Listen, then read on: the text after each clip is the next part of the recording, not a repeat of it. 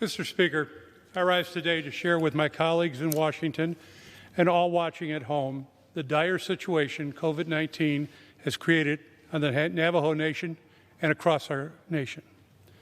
But first, standing in this chamber today, I want to recognize the nearly 100,000 lives lost thus far to the coronavirus, a staggering number that has affected families, communities, our economy, our frontline first responders, and many others.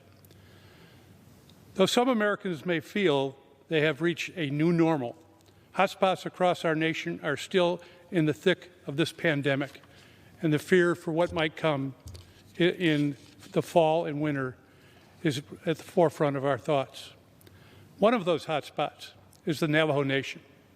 Per capita, the Navajo Nation has more confirmed coronavirus cases than any U.S. state. Under the CARES Act signed into law March 27th, my colleagues and I fought to include $8 billion for tribal governments to use for expenses incurred during the pandemic. The first round of that funding did not reach the Navajo Nation until May 5th. Much of the delay was because officials within the Department of the Interior were considering allocating a portion of this $8 billion to the Alaska Natives Corporation, a group of for-profit entities that generate billions of dollars in revenue each year and answer to individual stakeholders.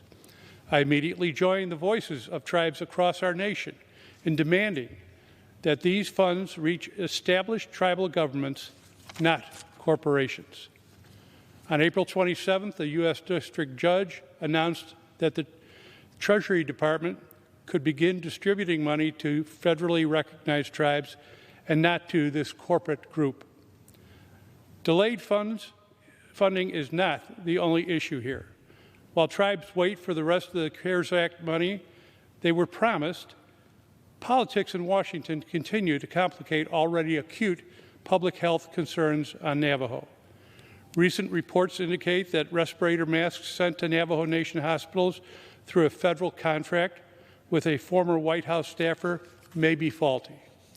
I have serious concerns about the lack of oversight and accountability in this contract awarding process, considering that this $3 million deal was awarded to a friend of the administration with no prior federal contracting experience who had only been in business for 11 days. It is unacceptable for the government to be delivering anything other than what is needed to any community, much less a hard-hit community like Navajo. I have asked my colleagues here to help me launch an immediate investigation into the potentially faulty PPE and to make sure that the entire contracting process receives more oversight. While tribes deal with the fallout, politics have caused, they endure other factors that have complicated this pandemic as well. Critical water, sanitation, and broadband projects throughout the Navajo Nation remain unfunded and firmly on Congress's back. Since coming to Washington in 2017, I've tried to raise the alarm about these long overlooked issues. I've worked with tribal governments, shareholders in my district, and my colleagues here on Capitol Hill to find solutions to the problems faced by Indian country. This public health crisis continues to shine a brighter light on the hurdles that many tribal families face every day, not just during a global pandemic. I hope I can count on the many who have joined me in speaking up for tribal communities to continue to do so after this crisis, because lives are at stake here. Tribal communities are tired of partisan games and political spin. They need the resources they were promised so each sovereign nation can care for their people. The Dene people are resilient, and they will win this fight.